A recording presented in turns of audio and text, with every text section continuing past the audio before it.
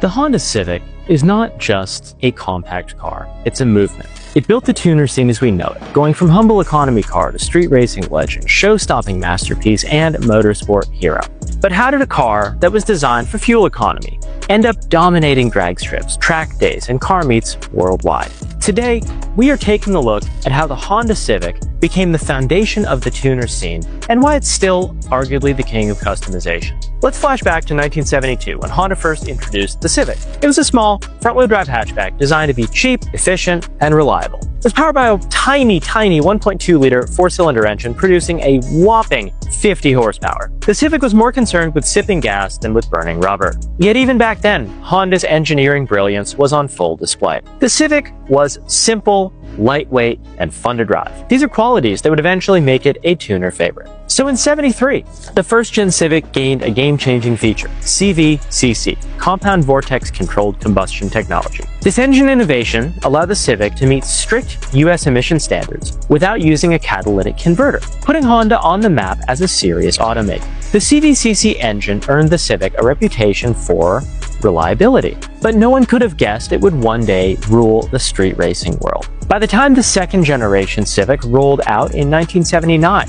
Honda had fine-tuned its simple recipe: front-wheel drive, lightweight chassis, and peppy engines. The second-gen Civic expanded into sedan and wagon models, proving that small cars didn't have to be boring. However, it was still more about practicality and functionality than performance. The tuner movement was still decades away, but the change was coming.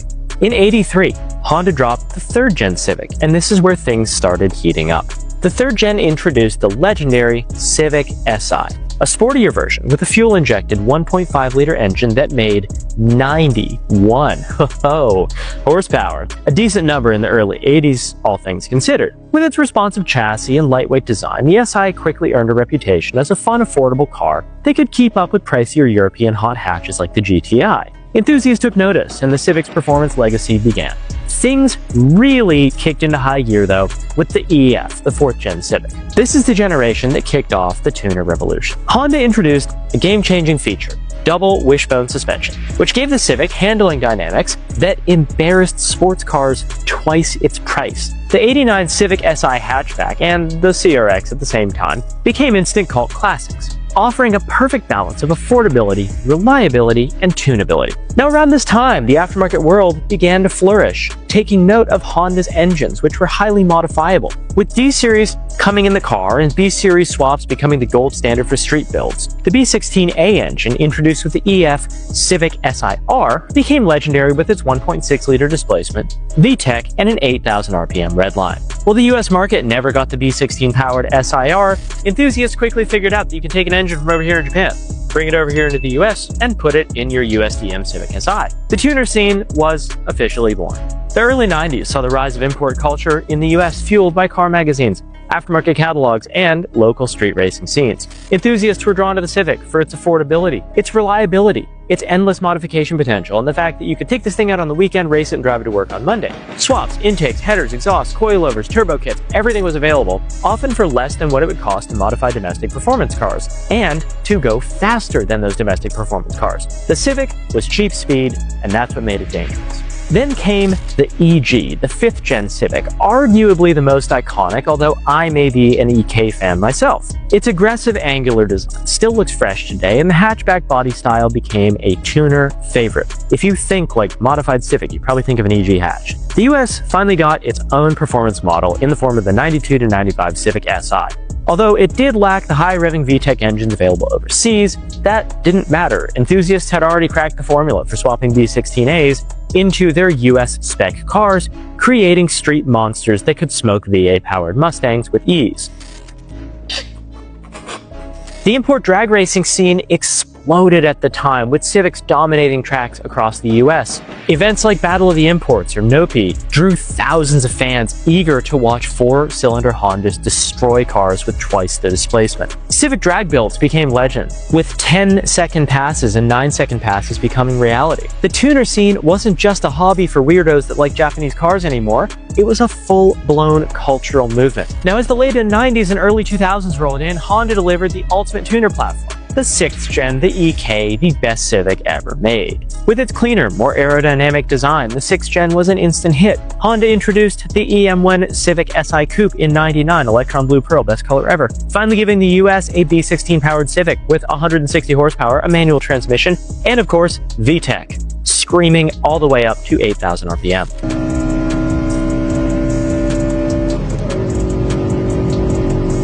The EM1 Civic Si became a tuner icon overnight, showing up at every car show, every street race, every magazine, every video game. If you could think about it, there was an EM1 there.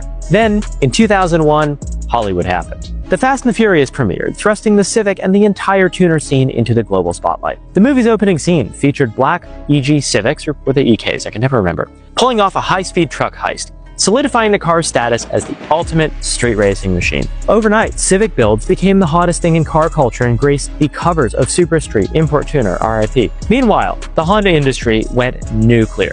Companies like Spoon Sports, Mugen, Skunk 2, Greddy, Pastor JDM all became household names in the tuner world, offering everything from full turnkey engine builds to track-ready suspension, turbo kits, exhaust, intakes. The Civic became the most modified car on the planet, with a global fan base that spanned every continent where you could drive a car. Even as newer Civic generations rolled out, the tuner legacy of the EF, EG, and EK never faded. The 7th gen Civic was not as tuner-friendly due to its less modifiable engines, but enthusiasts kept the flame alive by swapping in something new and important, the K-Series. Engines coming out of the RSX Type S, the K-Series platform, with its high-revving nature, great out-of-the-box horsepower, and massive aftermarket support, reignited the Civic's tuning potential. Honda punched back in 2006 with the 8th gen Civic Si, the FA5 and FG2, packing a K20 Z3 engine with 197 horsepower and the best 6-speed manual ever. Tuners quickly discovered that swapping in a K24 bottom end from a TSX could push power well beyond 300 horsepower, all while staying naturally aspirated. But here's the kicker, these things loved boost anyway. Today, Civics of every generation still dominate the tuner scene. From show-stopping wide-body builds, track monsters, and drag cars, the Civic remains the definitive tuner car. The 8th gen, 9th gen, 10th gen, they all do the same thing. They're affordable, they have rich aftermarket support, they've kept it relevant through decades of evolving car culture. The Civic didn't just build the tuner scene, it's the reason the tuner scene exists. It's the car that launched a movement, defined a generation of enthusiasts, and continues to inspire builders, racers, and dreamers worldwide. Long live the Honda Civic.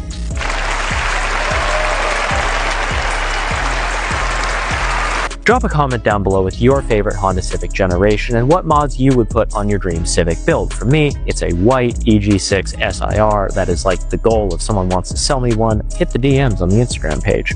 If you guys have a Civic, which you probably do if you're watching this video, it's actually our most searched vehicle on our website. Click the link down below. You pick up some new wheels, tires, suspension, exhaust performance, whatever else we sell. Or if you can't swing a new set of wheels, check these out. They're really cool. They're mini and they're like 70 bucks and they spin around like that. They're really sweet. Thank you guys so much for watching.